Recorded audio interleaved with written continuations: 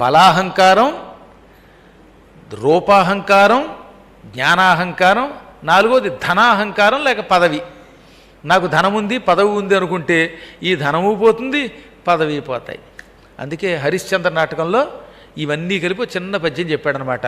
స్థిరమై సంపదలెల్ల వెంట ఒక రీతిల్ సాగిరావు, ఏరికి ఏసరికి ఏ పాటు విధిల్చనో విధి, అవశ్య ప్రాప్యము అద్దాని ఎవ్వరు తప్పిల్చెదరు, ఉన్నవాడనని గర్వం బేరికిల్ కాదు, కింకరుడే రాజగు రాజకింకరుడగున్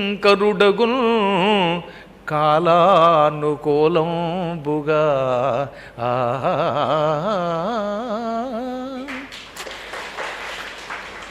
ఈ పద్యానికి అర్థం మీకు తెలిసింది కాబట్టి నేను కొత్తగా చెప్పక్కర్లా. మన వెనకాతలు ఏ సంపదలు కూడా రావు, స్థిరంగా ఉండవు. నేను ఉన్నవాణ్ణి, నేను గొప్పవాణ్ణి అనే అహంకారం ఒక్క క్షణం కూడా నీకు పనికిరాదురా నాయనా. రాజుగారు కింకరుడైపోతాడు, కింకరుడు రాజు అవుతాడు. ఇదే కాలప్రభావం అంటే. అందుకే కాలోహి దురతిక్రమ అన్నారు.